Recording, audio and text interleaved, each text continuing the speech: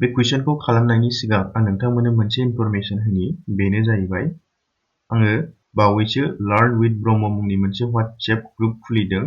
नोंथांमोनहा डिसक्रिप्शनाव होनाय लिंकआव थांनानै बे ग्रुपआव जয়েन जाबानो जाबाय। होनबा जों कुइसनखौ खालामसै। बेहाय कुइसना मा होनदों, मोननै नाम्बारनि एलसीएम आरो एचसीएफ खौ होनाय दङ।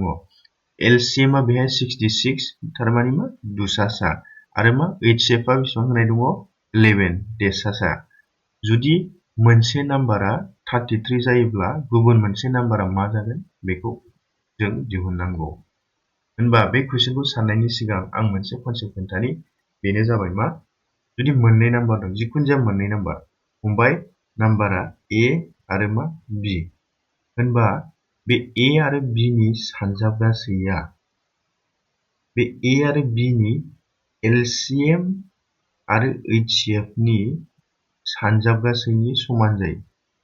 होनबा नाय बे कुइसनाव मोनसे नाम्बार होनाय दं, गुबुन मोनसे नाम्बारखौ दिहुननांगौ, आरो मा एलसीएम आरो एचसीएफ खौ होनाय दं। होनबा मोनसे नाम्बारा होनाय दं, जोङो बेहाय 33 लानोसै।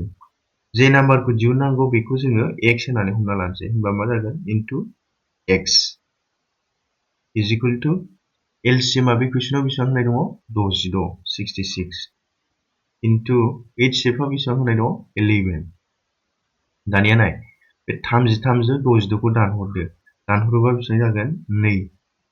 होनबा नैबेथिं आगसिथिंजाय मा थागोन x, आगदाथिंजाय मा थागोन 2 इनटु 11। होनबा जोङो x नि मानखौ बेसेबां मोनखो 22। x आ मा गुबुन मोनसे नाम्बार जायखौ जों दिहुननांगौ। होनबा नायदो बे बबे नाम्बार अपसनाव दं, अपसन नाम्बार C। अपसन नाम्बार C आ बेनि कारेक्ट एन्सार जागोन। बे कुइसनाव मा होनदों नाय, गंसे केमेरानि कस्ट प्राइस माने मा बायनाय बेसेन। गंसे केमेरानि बायनाय बेसेना बिनि सेलिं प्राइस माने मा फाननाय बेसेननि 75% जायोब्ला प्रफिट पार्सेन्टआ बेसेबां जागोन जों बेखौ दिहुननांगौ। होनबा नाय बे कुइसनाव मा होनदों, कस्ट प्राइसआ मा जायो होनदों कुइसनाव, सेलिं प्राइसनि मा जायो 75% जायो होननानै बुंदों ना। बा बे 75% सेलिं प्राइस। आं गुसुङै लिरबाय, कस्ट प्राइसखौ CP लिरबाय, सेलिं प्राइसखौ SP लिरबाय। कस्ट प्राइस माने मा बायनाय बेसेन, आरो मा SP माने मा सेलिं प्राइस।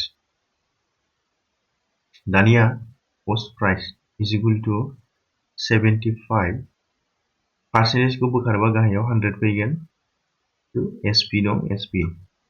दानिया आङो बे SP खौ आगसिथिंजाय लाबोनोसै। आगसिथिंजाय लाबोयोबा बे गाहायाव फैगोन ना, SP गाहायाव फैगोन। होनबा बेसेबां जाखो 75/100। होनबा जोङो बायनाय बेसेनखौ बेसेबां मोनखो 75, फाननाय बेसेना बेसेबां 100।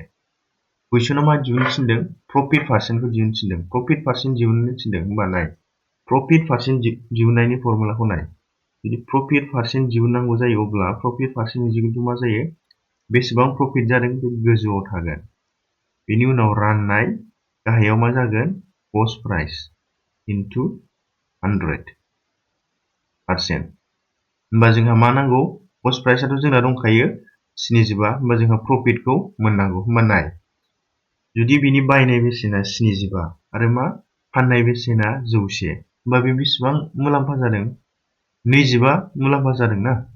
25 मारै मोनदों, बै सेलिं प्राइसनिफ्राय कस्ट प्राइसखौ दानख'योबानो जों माखौ मोनगोन, प्रफिटखौ मोनगोन। प्रफिटआ बेसेबां जागोन होनबा 25 जागोन ना। बा नाय नैबेहाय प्रफिट पार्सेन्ट इज इक्वल टु, प्रफिटआ बेसेबां 25, कस्ट प्राइसआ बेसेबां होनाय दं 75 बेलाय, ओंखायनो बेहाय मा जागोन 75 इनटु 100%। दानिया दानदो, 25 जों 75 खौ दानहरोबा बेसेबां जागोन 3। होनबा बेसेबां जागोन बेयो 100 डिवाइडेड बाय 3%। होनबा जोङो 100 खौ 3 जों रानहरनोसै। 3 जों रानहरोबा 3 टाइम्स 3 सानजाबथों 2, 1 फैबाय, बे 0 दं 0, बेसेबां थागोन 3 थागोन 9। होनबा 1 फैबाय, 1 फैबा 0.039।